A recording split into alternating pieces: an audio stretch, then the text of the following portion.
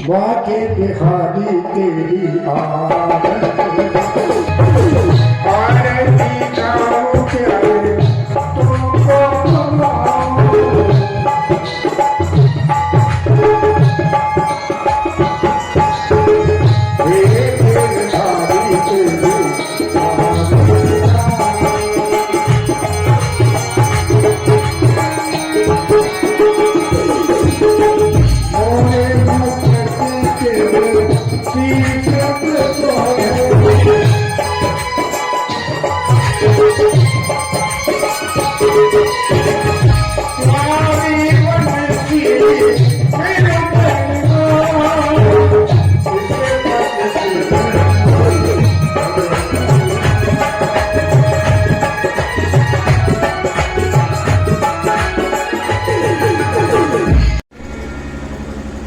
धन्य है। तभी तो एक विद्वान ने कहा है, प्यार नहीं है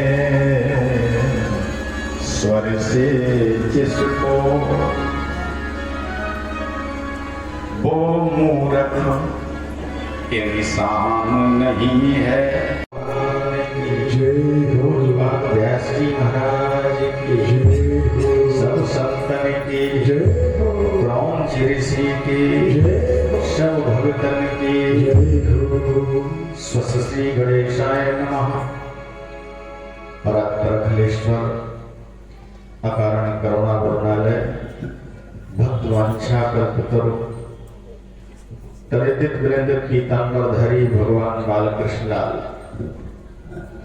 बालकृष्ण लाल की वांगमयी प्रतिमूर्ति के रूप में हमारे आपके सन्मुख श्रीमद् भागवत महापुराण विराजमान है। यह पुराण केवल पोथी कह देना या इसे कोई भाषण समझ लेना, ये बहुत बड़ी भूल होगी। इसमें तो व्यास जी ने दिया है प्रत्यक्षा कृष्ण एवं ही। कलिकाल में अगर साक्षात परमात्मा का दर्शन करना है तो पुराण के रूप में ही है। ये कलिकाल की विशेषता है। और पुराण में भी क्या विशेषता है कि उनके भक्तों की गाथा है। भगवान के 9वें स्कंद तक तो भगवान के भक्तों की गाथाएं हैं। 10वें स्कंद में फिर कृष्ण जन्म हुआ। पहले 9वें स्कंद में राम जन्म और राम जी की कथा, फिर भागवत के 10वें स्कंद में प्रवेश करते ही कृष्ण जन्म, फिर कृष्ण जी की कथा, और इसके पहले तो उनके भक्तों की कथाएं हैं। ये क्रम होता है प्रत्येक पुराण का। तो भागवत का क्रम क्या है कि इसमें पहले भक्तों की कथा है और फिर राम जन्म की कथा है, फिर कृष्ण जन्म की कथा है। ऐसा क्यों है? देखो भाई, सबसे ज्यादा भक्तों को महत्व दिया गया है। यहां तक कि भगवान भी यह कह देते हैं, मैं नित भगतन हाथ बिकाऊं।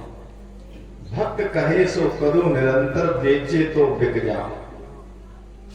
संत महापुरुष भी कहते हैं, भक्त बड़े भगवान के छोटे हैं भगवान, और सेतु बांध रघुपति गए, कूद गए हनुमान। तो भक्त बड़े। इसी श्रृंखला में अगर भक्त नहीं होंगे तो भगवान को भी अपनी कथा सुनना पसंद नहीं है। इसलिए मैं कह रहा हूं, आदरणीय हमारे वयोवृद्ध बुजुर्ग पधारे हैं। हमने तो आज पिताजी से निवेदन किया कि भाई आप लेट जाया करो, शरीर में कष्ट है। शरीर का कोई पता नहीं है। शीर्यते इति शरीरम, जो क्षण क्षण क्षीण होता है, कब धोखा दे जाए कौन सा अंग कोई पता नहीं। बुढ़ापे में कुछ भी हो सकता है, लेकिन भगवान उनके ऊपर कृपा बनाए रखें। आदरणीय पंडित श्री अवध किशोर शर्मा जी, उनका नाम लेने काबिल मैं नहीं हूं, लेकिन बताना पड़ता है मंच के माध्यम से। बुजुर्ग हैं, नाम लेना भी एक भ्रष्टता होती है। नाम बड़ों का नहीं लेना चाहिए। लेकिन नहीं, बताना पड़ता है मंच के माध्यम से, उद्घोषण के अनुसार।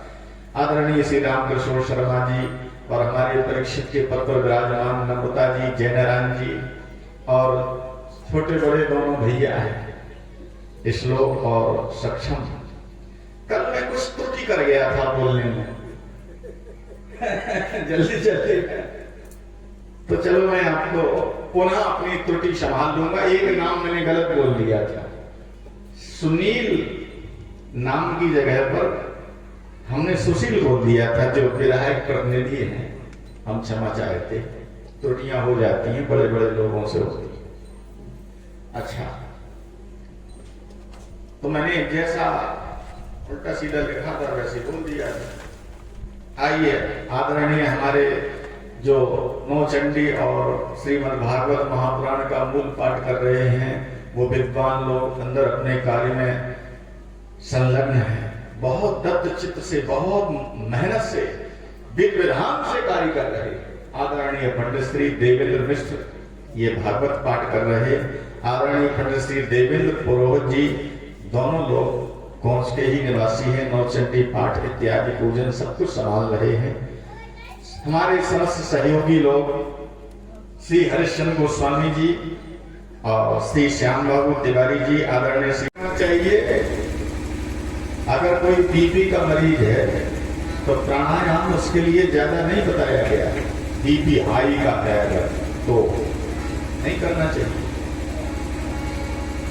इससे वाणी में बुलंदी आती है, शरीर की जो क्रियाएं बिखर जाती हैं, कमजोर पड़ने लगता है, पाचन तंत्र कमजोर, हाथ पांव कमजोर, धीरे धीरे ये सब सुदृढ़ होता है। शरीर की जो क्रिया है वो मजबूत बनती है प्राणायाम से। लेकिन कितना, किस मात्रा में, ये योग व्यक्ति की शरण में ही करना चाहिए, उससे बिना पूछे नहीं। आजकल तो ये फैशन चल गया, हम प्राणायाम भी शुरू हो गए, हम ये भी शुरू हो गए। आजकल तो एक फैशन और है, डॉक्टर से पूछा नहीं, सीधा यूट्यूब पर दवा देखी और चले गए सीधे दुकान पे, वो ले आए, वो खाने लगे। बहुत से लोग ठीक हो गए तो बल्ले बल्ले, बड़ी अच्छी बात है, वो किसी को नुकसान कर गए। क्योंकि जरूरी नहीं कि हर एक दवा हर एक को फायदा कर जाए। हाँ, उसके लिए तो दूसरे ढंग का प्राणायाम है, तो ये करना चाहिए। भगवान का ध्यान करना चाहिए। ध्यान विधि बताई गई है। निराकार ब्रह्म का वर्णन, साकार ब्रह्म का वर्णन दोनों भागवत पुराण में है। ब्रह्म साकार है कि निराकार है, ये विषय बड़ा जटिल है। अब बहुत से लोग दुनिया में ऐसे हैं जो निराकार ब्रह्म के उपासक हैं। दोनों लोगों में झगड़ा बना रहता है। निराकार के उपासक हैं, वो कहते हैं साकार है ही नहीं, वो तो निराकार है। अच्छा, निराकार के उपासक साकार नहीं मानते, साकार के उपासक निराकार नहीं मानते, ये ही तो झगड़ा है। और वास्तविकता में ब्रह्म दोनों ही है, निराकार भी है और साकार भी है। सगुण ही अगुण ही नहीं कछु भेदा, गाव ही मुनि पुराण बुध भेदा, कोई अंतर नहीं है। ब्रह्म निराकार भी है, साकार भी है। लेकिन निराकार हमारे आपके काम का नहीं था, इसलिए संतों ने इसे साकार रूप में माना है। जैसे हवा, एक आदमी जा रहा था रास्ते में, उसके वाहन की पहिए की हवा निकल गई, ठीक। अब इधर उधर गया, एक आदमी से बोला कि भैया हवा कहाँ मिलेगी, और वो था सत्संगी, बोला हवा कहाँ नहीं है। पूरा सत्संगी ठहरा, ऊपर नीचे दाएं बाएं चारों तरफ हवा ही तो है। अरे भैया पहिए की हवा निकल गई। अरे फिर वही बात, तुम्हारे अंदर भी तो हवा ही है, वो निकल गई, बात खत्म। चारों तरफ हवा है, हवा की कोई कमी। अच्छा, सही बोल रहा है वो कि हवा हर तरफ है, लेकिन वो निराकार हवा है। जब तक वो पहिए के आकार में न भर जाए तब हमारे काम की बनेगी, अन्यथा हमारे काम की नहीं है। सही बोल रहा, लोग कैसे कैसे उत्तर देते हैं, और अच्छी बात है, उनका सत्संग है, उत्तर देते हैं, अच्छा लगता है। साकार जैसे हम आप ध्यान करते हैं, सबसे बड़ी परेशानी क्या है कि निराकार में ध्यान किसका करोगे? ध्यान के लिए कोई आकार चाहिए, हाँ चाहिए, नहीं ध्यान किसका करोगे? निराकार में तो ध्यान ही नहीं हो सकता। ध्यान के लिए आकार चाहिए, उस मूर्ति को चाहिए, तभी तो मूर्ति बनाई, इसीलिए बनाई है, साकार बनाया उसे हमने, साकार माना है। और दोनों ही एक ही चीज है। और एक बड़ी हंसी लगेगी आपको कि चलो रामचरितमानस में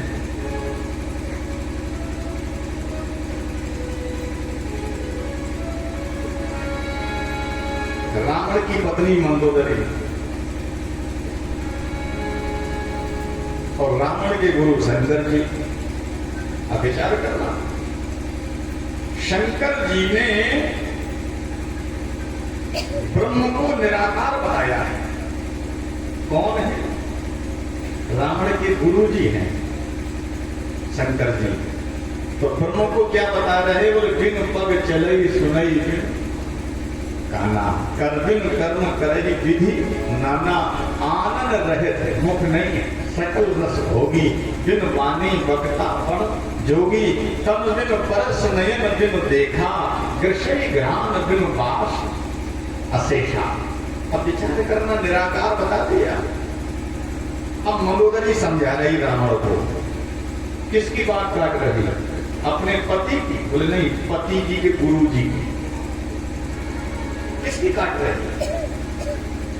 पति को छेद नहीं है, पति तो बहुत पीछे, बोले पति जी के गुरु जी को। और ऐसे नहीं, गुरु जी की एक एक बात काट दी उसने। अगर शंकर जी कहते हैं बिन पग चले, तो मंदोदरी रावण को समझा रही, 5 बार समझाया, एक बार नहीं। उसमें से एक बार का समझाना आपको बता रहे, 4 बार का और है। मंदोदरी कहती है कि कौन कहता है कि उसके पैर नहीं है? आपके गुरु जी कहते हैं, हाँ। बोले पद पाताल शीस अज धामा, पाताल ही उसके पैर है। शंकर जी क्या कहते हैं? बिन पग चले, बिना पैरों का है। अच्छा, ये हम आपको रामचरितमानस नहीं सुना रहे, ये भागवत में दिया है। पाताल वेद से ही पाद मूलम इसमें दिया है। यही निराकार साकार ब्रह्म के वर्णन का रहस्य बताया है पुराण में। सरलता करने के लिए मानस को पकड़ना पड़ता है, यानी पादमूल ही पाताल है। अब आ जाओ, रावण के गुरु जी ने क्या कहा था? सुनई बिनु काना, बिना कानों का है तो सुनता है। मंदोदरी समझा रही रावण को, गलत है शिक्षा तुम्हारी। क्यों?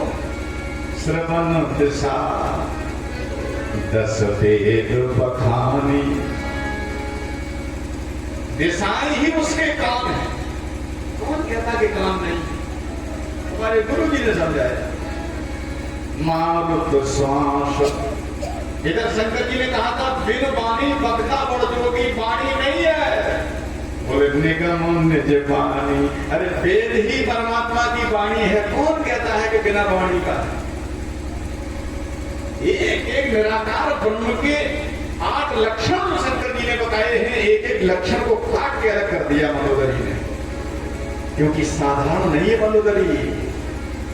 ये भी मंत्रों की शक्ति से उत्पन्न हुई है, साधारण नहीं है। ऐसे वैसे मंदोदरी नाम नहीं पड़ गया, रावण से ऐसे विवाह नहीं हो गया। अगर रावण 4 वेद 6 7 18 पुराणों का ज्ञाता है तो विचार करना, मंदोदरी उससे कहीं आगे है। ये वो परमार्थ कारिणी है। एक बार 27 संत भोजन बनने के लिए कढ़ाव पर चढ़ा करके चले गए, खीर बन रही थी, नदी में स्नान करने गए, तब तक एक चील आई ऊपर से उड़ते हुए, एक मरे हुए सर्प को कढ़ाव में डाल के निकल गई, खीर फिसैली हो गई। विचार करना, एक मेढकी वहां पर बैठी है, दृश्य देख रही थी। उस मेढकी ने विचार किया कि ये 27 संत मर जाएंगे, ये खीर फिसैली हो गई, भोजन करेंगे संत। नहा करके जब नदी से वापस आए, संतों ने कहा ठीक है, भोग लगने दो, भोजन होने दो। तो संतों के सामने ही वो छलांग लगा गई और वो मेढकी उसी कड़ाव में चली गई। लेकिन संतों ने विचार किया, इसने भोजन गंदा कर दिया, चाहते संत उसे जिंदा करते, जिंदा किया भी है, पर मेढकी का शरीर नहीं रखा उसका। ध्यान दृष्टि से देखा, बोले इसमें कुछ गड़बड़ है। अच्छी तरह देखा जाए, जब कड़ाव को देखा तो उसमें सर्व के अस्थि पंजर निकले। बोले अगर ये मेढकी इसमें न कूदी होती हमारे सामने तो हम सब मर जाते। इसने हमें बचाया, अपनी जान की बाजी लगा दी। तो मिंदो तो ये थी ही, मेढकी तो थी ही। और दरी माने होता है सभा, संतों की सभा लगी। तो उन संतों ने संकल्प किया, अंजल में जल लिया और अपने अपने जीवन की एक एक दिन की तपस्या का फल उस मेढकी के ऊपर छिड़का। जल वो सुंदर कन्या बन के तैयार हुई है, तब तो उसका नामकरण हुआ मंदोदरी। साधारण नहीं है ये, संतों की तपस्या का फल है। ऐसी मंदोदरी है, बड़ी बुद्धिमान है। तो संसार में ये झगड़ा है कि ब्रह्म निराकार है कि साकार है, और ऐसे ऐसे सत्संगी मिल जाएंगे। एक आदमी ने पूछा कि भाई साहब दो लड़ रहे थे, एक बोला पृथ्वी गोल है, दूसरा बोला हाँ गोल तो है। एक कहता गेंद की तरह गोल है, दूसरा बोला नहीं गोल तो है पर पहिए की तरह गोल है, गेंद की तरह नहीं, गोल तो है। अब दोनों में झगड़ा। तीसरा आदमी निकला, बोले भैया हम लोगों में झगड़ा चल रहा, धरती गोल है पृथ्वी की तरह कि गेंद की तरह, वो भी बड़ा कुछ। बोला हम यहाँ के रहने ही वाले नहीं। अब बताओ ये कहाँ रहते हैं, धरती से बाहर रहते। अब बताओ हम तो बाहरी आदमी हैं। बड़ी अच्छी बात है, धरती गोल है कि चपटी है। ऐसे ऐसे सत्संग होते हैं, बड़ा आनंद मिलता है। एक दादाजी से बच्चों ने पूछा कि दादा धरती का बीज कहाँ है? दादा ने सूटा उठाया, 10-5 कदम इधर चले उधर चले, एक जगह रोक दिया, बोले ये है धरती का बीज। बोले नहीं है तो नाप के दिखाओ। अब बताओ ये तो मानो या नापो, वही चीजें हैं। देखो साकार है निराकार है, ये दोनों ही है। तुम जैसा मानो तुम्हारे लिए वैसा ही है। बस अपने हृदय की भावना है, वो यहां तक है कि वहां तक है। अरे जिसकी नजर जहां तक है वो वहां तक है। बस तुम्हें जैसा अच्छा लगे वो मानो। व्यवस्थाएं हैं दोनों प्रकार की। पे अब वो ताला खोलना चाहे तो हाथ पांव कांपे, चाबी न जाए ताले में। सिपाही ने कहा हम मदद करें। बोले अरे तुम क्या मदद करोगे, हम रोजाना ताला खोलते हैं, हम क्या मूर्ख हैं, तुमने क्या समझ रखा है? बोले थोड़ा आपसे खुल नहीं रहा, मदद कर दें। बोले ये मकान हिल रहा है, इसे पकड़ो थोड़ा ताकि हम ताले में चाबी लगा दें। अच्छा मकान हिल रहा है कि भाई साहब खुद हिल रहे हैं, समझ में नहीं आ रहा है। माया है क्योंकि चढ़ गई है। अगर ऐसी माया ही पीना है तो जाम पर जाम पीने से क्या फायदा? शाम को पी सवेरे उतर जाएगी। वो कृष्ण भक्ति की एक बूंद पी लो अगर तो जिंदगी सब नशे में गुजर जाएगी। एक बूंद पी लो, ये भक्ति की बूंद पी लो, नहीं तो ऐसा पीना क्या पीना, बहुत बड़ा नशा होता है। ये माया है, ये मिथ्या है। तीसरा बोले संसार कैसा है? यथा महांति भूतानि भूतेषु च वचेष्वनु प्रतिष्ठान प्रतिष्ठानी तथा तेषु तेषां। ये बड़े क्लिष्ट विषय है भागवत के, लेकिन मैं कोशिश ये करता हूं कि सरलता से समझ में आ जाए। संसार क्या है? देखो भाई आत्मा क्या है? एतावदेव जिज्ञासं तत्व जिज्ञासनात्मनः अनवय व्यतिरेकाभ्याम यत् स्यात् सर्वत्र सर्वदा। आत्मा क्या है? हमारे आपके अंदर आत्मा है। ये कैसे सिद्ध हो कि आत्मा है कुछ अंदर? हाँ है। चलो एक बहुत सरल उदाहरण देता हूं। भागवत के श्लोक तो लोहे के चने चबाना है, ये पक्की बात है। हम लोगों की सामर्थ्य नहीं, इसमें हमारा प्रवेश नहीं है। अभी हम तो हाथ जोड़ते, प्रवेश भी नहीं है। वक्ता होना तो बहुत दूर की बात है। छोटी सी बात है, आत्मतत्व क्या है?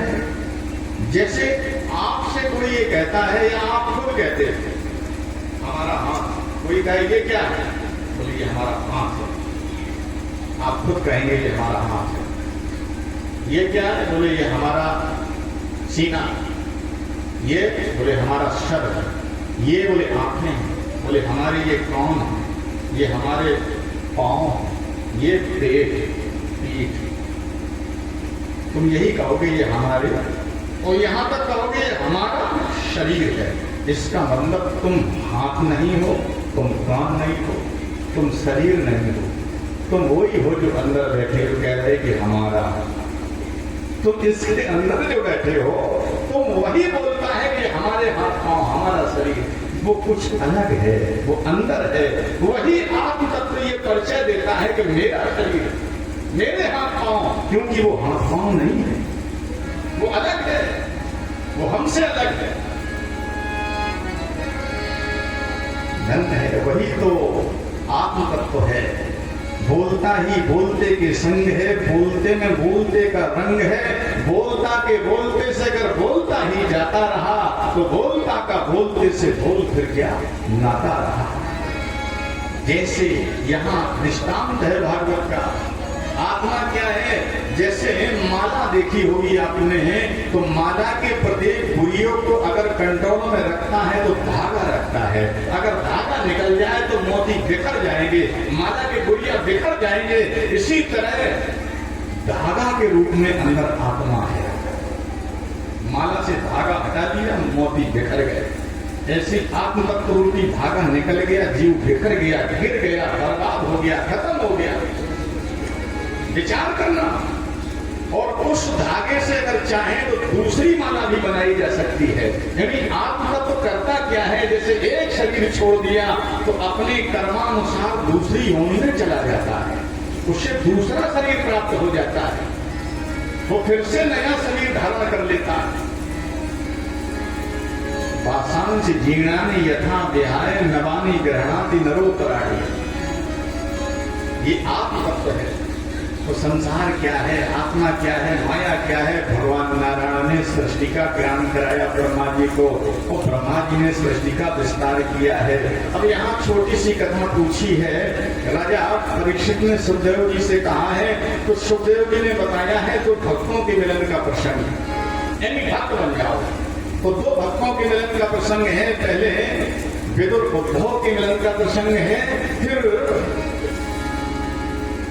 मुनि मैत्रेय जी से संवाद है।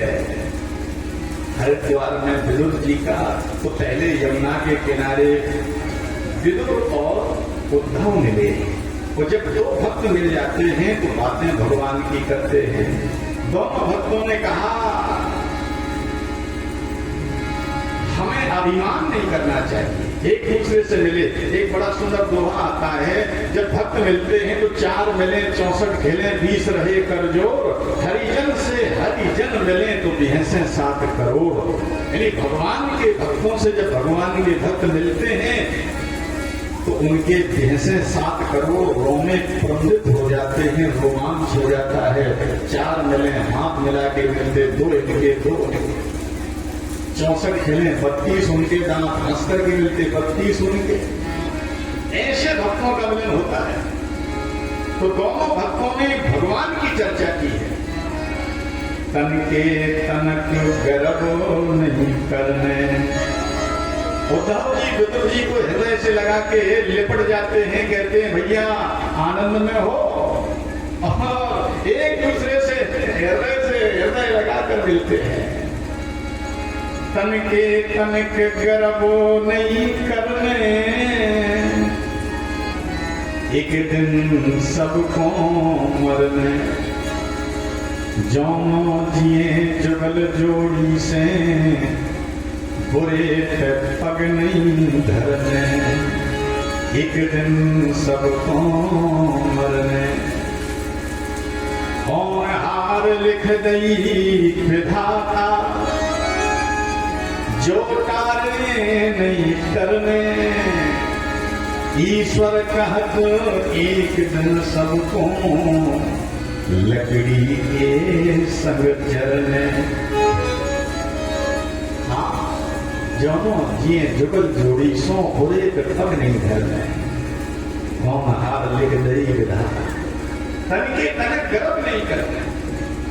दोनों भक्त मिले और इसके बाद कहा गया विदुर जी से, उद्धव जी ने कहा कि तुम मुनि मैत्रेय जी के पास जाओ, उनका ज्ञान बड़ा अगाध है। मुनि मैत्रेय बड़े विद्वान थे, इनकी पिछले जन्म की बड़ी सुंदर सुंदर कथाएं आती हैं। एक संत कैसे मुनि मैत्रेय बना है वो भागवत में नहीं है, दूसरे ग्रंथों की कथाएं हैं। अब डर ये लगता है कि अगर जरा भी इधर उधर निकल गए तो यात्रा पूरी नहीं हो पाएगी। बोलो गोविंद भगवान की जय। एक शास्त्र बालक था, चलो चर्चा हो गई तो 2 लाइन में जल्दी बताओ। एक बार एक संत जी आ रहे थे, पूज्यपाद संत जी का नाम था व्यास। रास्ते में चले जा रहे तो एक कीड़ा भागता हुआ जा रहा था, कीड़ा था। व्यासी के हाथ में कमंडल था। व्यासी ने कहा कीड़ा तुम क्यों भाग रहे हो? व्यास जी को जीव जंतुओं की भाषा का ज्ञान था। कीड़ा बोला बैलगाड़ी आ रही, इसलिए हम भाग रहे, कहीं पहिए के नीचे ना आ जाए। बैल आ रहे, गाड़ी आ रही दौड़ती हुई। व्यासी बोले पहिए के नीचे आ जाओगे तो मर जाओगे, वैसे ही कीड़ा हो उद्धार हो जाए। कीड़ा बोला हम ऐसे वैसे कीड़ा थोड़े ही है। अच्छा, हर एक व्यक्ति को अपनी योनि पर अभिमान होता है, अपने अपने वर्ण पर भी अभिमान होता है। हमने तमाम लोगों की बातें सुनी है, होता है, सबको होता है। अच्छा, होना भी चाहिए, कोई बुराई नहीं। कीड़ा बोला हम ऐसे थोड़े ऊंचे से कीड़ा जो गंदी चीजें खाते हैं, हम शुद्ध मिट्टी खाने वाले हैं। कीड़ा अपनी बात कह रहा। व्यास जी बोले हाँ, लेकिन हो तो बेटा कीड़ा ही, ऐसे थोड़े कीड़ा। बोले तो क्या करें, मर जाएं? बोले मर जाओ, चिंता मत करो, अगर हम तुम्हें इंसान न बना दें तो हम भी व्यास नहीं। कीड़ा बोला तो ठीक है, अभी लौटते बैलगाड़ी की लीक में पहुंच गया, निकल गई बैलगाड़ी दौड़ती, मर गया। व्यास जी ने वचन दिया था कीड़े को, वह अगले जन्म में एक सारस्वत परिवार में बालक के रूप में उसका जन्म हुआ। सारस्वत परिवार, ब्राह्मण परिवार। ब्राह्मण मार्तंड पुस्तक को, ग्रंथ को अगर पढ़ें तो 10 विभाग में 10 प्रकार में बांटे गए हैं ब्राह्मणों को। 5 उत्तर के, 5 दक्षिण के। विंध्याचल पर्वत के उत्तर भाग के अलग 5 दक्षिण के। फिर क्षेत्र वाई क्षेत्र बटे अलग अलग। सबके गोत्र और वेद एक ही है, भ्रम नहीं पालना चाहिए कभी। सबके गोत्र और वेद एक ही है। बोलो गोविंद भगवान की जय। वो सारस्वत परिवार में बालक के रूप में जन्म लिया और 5 साल का हुआ, व्यासी कमंडल लेके पहुंच गए। व्यासी को ले उसके सर पे हाथ रखा, उससे पिछले जन्म की याद आ गई। व्यासी बड़े विद्वान थे, बोले याद है? बोले हाँ महाराज, मैं कीड़ा था। लेकिन बताओ, तो एक मंत्र दिया उसे, बड़ा सुंदर मंत्र। उस मंत्र के प्रभाव से, जाप से कालांतर में उसको कई योनियों में गया, लेकिन जब जब वो किसी योनि में जाता वो व्यासी कमंडल लेकर पहुंच जाते। तो अंत में वही कीड़ा मुनि मैत्रेय बना है, जिसकी भागवत में कथा है। वो है मुनि मैत्रेय। एक जन्म के उपासक नहीं है ये पूज्यपाद व्यास जी के बहुत बड़े कृपा पात्र हैं। तभी इनके लिए भागवत में व्यास जी लिखते हैं अगाध बोध। अगाध बोध है इनका, ऐसे नहीं, अगाध बोध साधारण नहीं होता। अगाध बोध वाला विद्वान कोई हो, गजब है, वो इतना उसके अंदर भरा होता है कि पता नहीं कहां से क्या सुनाने लग जाए। अगाध बोध बहुत बड़ी चीज है, बताया गया है। कभी कभी हम ये समझते हैं, सोचते हैं कि हम पूजा करें तो कैसे करें, कैसे ना करें, इसी में जीवन निकल जाता है।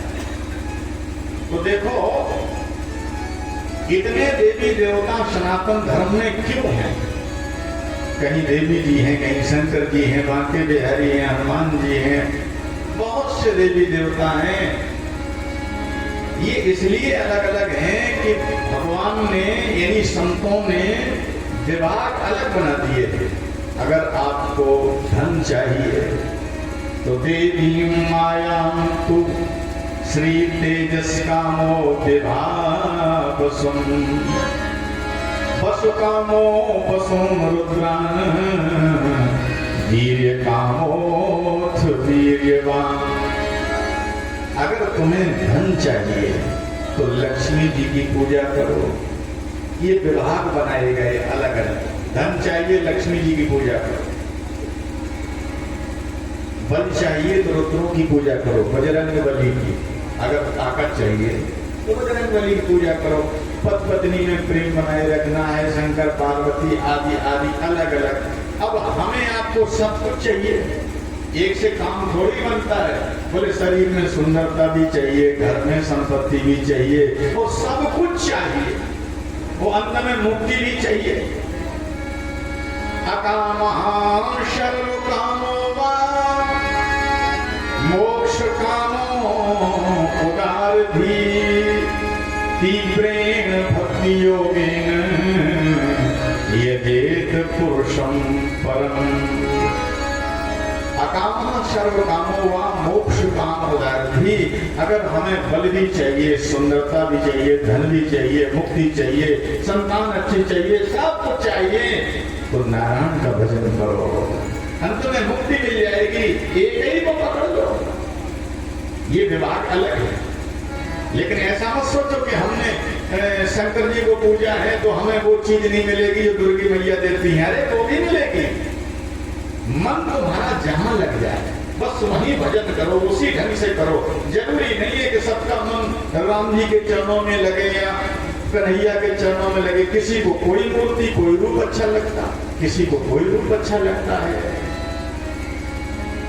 लेकिन सब कुछ मिल जाएगा। जहां जिसे आप पकड़ लेंगे वहीं से सब कुछ मिल जाएगा। चलो ये तो रूप हो गए भगवान के। अब रही बात नाम को पकड़ लो, रूप को पकड़ लो, लीला को पकड़ लो, धाम को पकड़ लो। ये एक चादर के चार कोने हैं, नाम रूप लीला और धाम। चाहे तो आप भगवान नाम करने लगो जाप, उससे भी कल्याण हो जाएगा।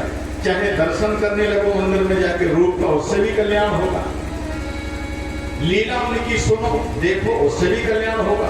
उनके धाम में पहुंच जाओ, यात्रा कर लो, उससे भी कल्याण होगा। जैसे चादर का कोई भी एक कोना आप पकड़ लो, वो खींचो तो पूरा चादर खिंचा चला आएगा।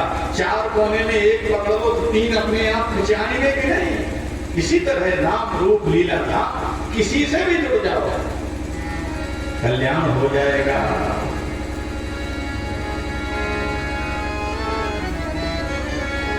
ज्योति से ज्योति जगाते चलो, ज्योति से ज्योति जगाते चलो, प्रेम की गंगा बहाते ज्योति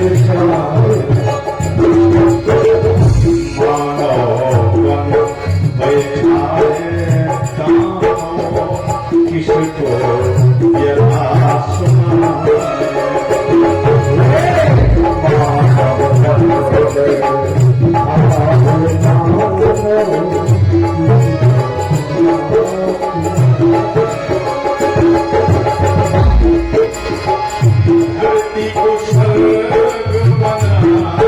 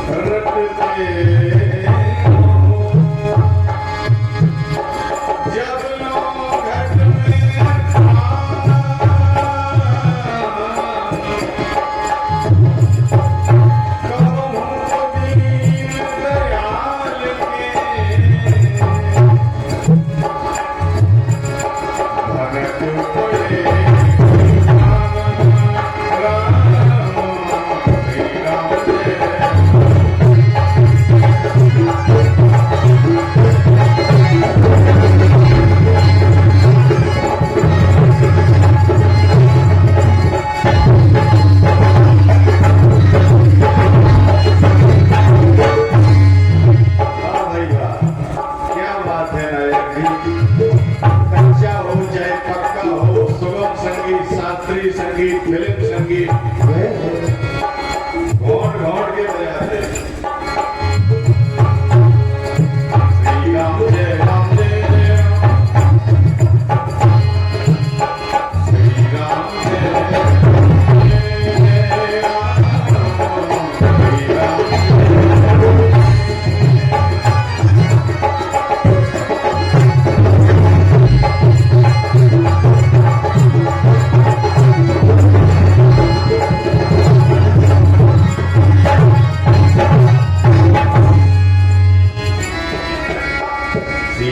रामचंद्र भगवान की जय। आइए कल की कथा में प्रवेश करते हैं। कल आप समस्त महानुभावों ने सुना था, गंगा के किनारे शुभ काल में राजा परीक्षित आए थे। वहीं सुखदेव जी का आगमन हुआ। प्रणाम किया, आसन पर बैठाया। सुखदेव जी से एक प्रश्न कर दिया, वो वही प्रश्न जो चल रहा था।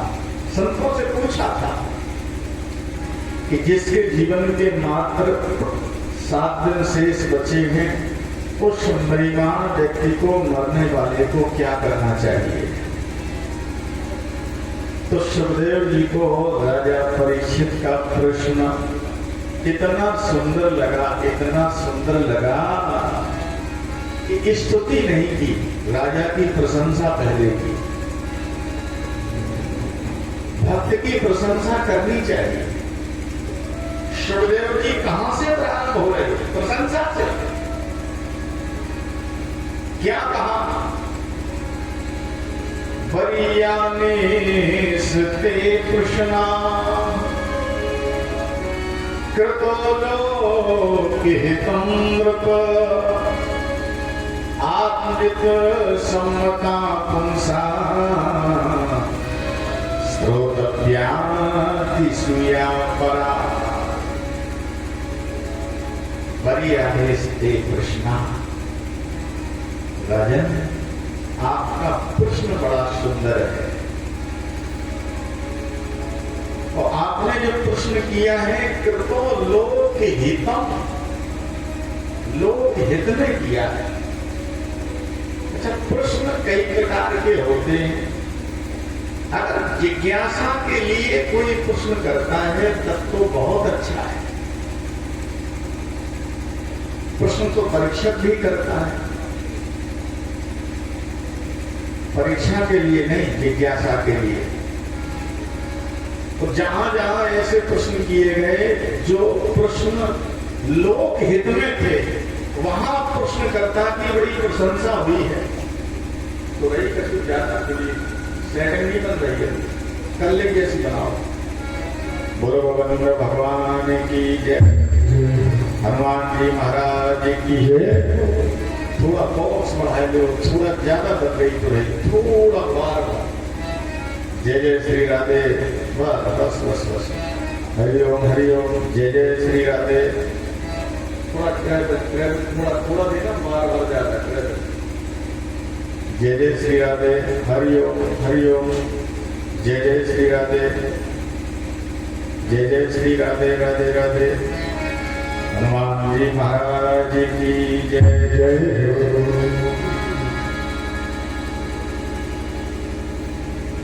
बड़ा सुंदर प्रश्न किया है। इस प्रश्न से संसार का कल्याण होगा। वैसे मैंने आपको कल बताया था, सतयुग में लोग 1 लाख वर्ष जिंदा रहते थे। आया त्रेता 1 जीरो कम हुआ, फिर आया द्वापर 1 जीरो और कम हुआ, फिर आया कलयुग 1 जीरो और कम हो गया। यानी कलयुग में 100 वर्ष उम्र होती है। अब 100 वर्ष उम्र अगर मान लो मिल भी गई तो विचार करना, 24 घंटे को 1 गिनते हैं। 24 घंटे को 1, यानी 12 घंटे का दिन, 12 घंटे की रात। इसी तरह 30 दिन का एक महीना होता है। तो 30 दिन होते हैं महीने में, तो 30 रातें भी तो होती। इसी तरह एक वर्ष 360 दिन का होता है, तो 360 रातें भी तो होती हैं। मान लो 100 वर्ष उम्र मिल गई हमें आपको, तो हिसाब लगाओ कि 50 साल तो सोते ही सोते निकल गए। रात में सोते हो, अच्छा दिन में सो रहे हो अलग से, तो 50 साल तो सीधा सीधा सोने में निकल गए। अब बचे कितने? बोले 50 साल। अब उसमें भी 20 साल तो बचपन की खेल कूद में निकल गए, तो 30 साल बचे। 80 से 100 तक 20 साल बुढ़ापे की कमजोरी में निकल गए। अब शुद्ध जवानी कितनी बची? 10 साल।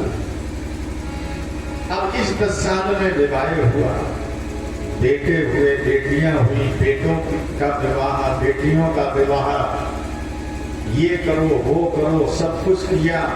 इसी में व्यवहार हुआ, कुछ बिगाड़ हुआ, लोगों से लड़ाई झगड़ा भी हुआ, कहीं मुकदमा भी चल गया, वो भी इसी में। तो भजन करने के लिए बचा क्या? ये सुखदेव जी कहते हैं राजा परीक्षित से, निद्रया ह्येते नक्तम् देवायेन च पावया देवाचारुथे हया राजन् कुटुम्बो भरणेन वा। निद्रया ह्येते नक्तम्, नक्तम् माने रात्रि, रात सोने में निकल जाती है और दिन परिवार के भरण पोषण में निकल जाता है। तो बताओ जीव के पास भजन करने के लिए समय कहां है? नहीं है। और धीरे धीरे शरीर छीण छीण होता चला जाता है, उम्र निकलती चली जाती है, हम जान भी नहीं पाते जिंदगी कब निकल गई, धोखे में ही निकल जाती है। एक विद्वान ने लिखा है, भाषा उसकी उर्दू है, मैंने ये दुनिया शराए फानी देखी, यहां की हर चीज आनी जानी देखी, आकर न जाए वो बुढ़ापा देखा, तो जाकर फिर कभी ना आए वो जवानी देखी। शरीर क्षीण होता चला जाता है, वो धीरे धीरे परमात्मा के यहां से जीवात्मा के लिए नोटिस भी आता है, प्यारे समझो भजन करो। जैसे परीक्षा होती है तो परीक्षा का समय पूर्ण होने से पहले 15 मिनट पहले घंटी बजती थी। अब बजती हो ना बजती हो, पहले बजती थी, वो बजती तो अब भी होगी। यानी समझ जाओ क्यों, तो समय पूर्ण होने वाला है, जो काम रह गया है जल्दी समझो। तो 1 घंटी नहीं बजती, 4 घंटियां बजती। जीव को संभलने के लिए इशारा आता है ऊपर से, ए प्यारे अब समझ जाओ, जीवन की धारा बदल दो। पहली घंटी बजी क्या? बोले कान के पास के बाल सफेद हो जाए, लेकिन क्यों नहीं संभला? चलो कोई बात नहीं, घंटी तो बजेगी, संभलो या ना संभलो। दूसरी घंटी बजी, बोले दांत हिल गए, लेकिन जीव नहीं संभला। तीसरी घंटी बजी, चेहरे पर झुर्रियां पड़ने लगी, लेकिन कहां ले जाओगे? जीव नहीं संभला। चौथी घंटी बजी, बोले नेत्रों से कम दिखाई देने लगा, लेकिन जीव नहीं संभला। ये बार बार संकेत आते हैं। अंत में मौत का घंटा बजा, जैसे आए थे वैसे ही चले गए, न राम की याद कर पाए न कृष्ण की याद कर पाए। आया है सो जाएगा राजा रंग फकीर, कोई सिंहासन चढ़ी चला, कोई बंधे जात जंजीर। इसलिए हमेशा घबराना नहीं मान लो जब समय आए धीरे धीरे तो क्या करना चाहिए। तो मुझे ऐसा लगता है भागवत ग्रंथ का अवलोकन करने के बाद कि शायद सुखदेव जी महाराज ने राजा परीक्षित को पूरा उपदेश को द्वितीय स्कंद में ही दे दिया, पूरा उपदेश। यद्यपि पूरी भागवत उपदेश है और प्रश्न उत्तर है, जैसा जैसा राजा ने प्रश्न किया वैसे ही सुखदेव जी महाराज उत्तर देते गए, लेकिन पूरा ज्ञान तो द्वितीय स्कंद में ही करा दिया। वो कितनी बात बताने आए थे, राजन तुम शरीर नहीं तुम आत्मा हो, बस कितनी बात याद कराने आए थे।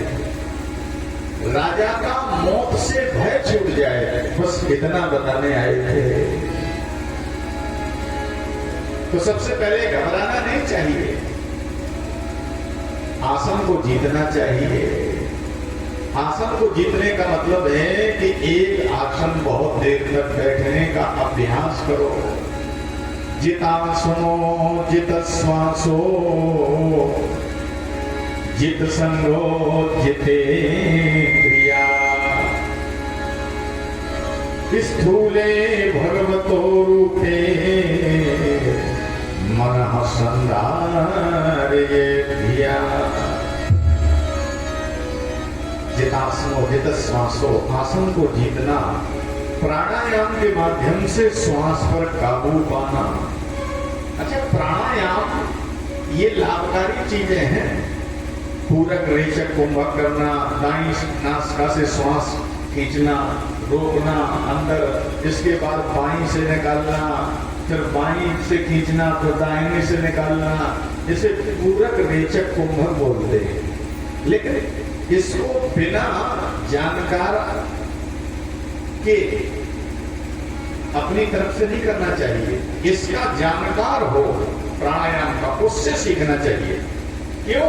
इससे नुकसान भी हो सकता है। प्राणायाम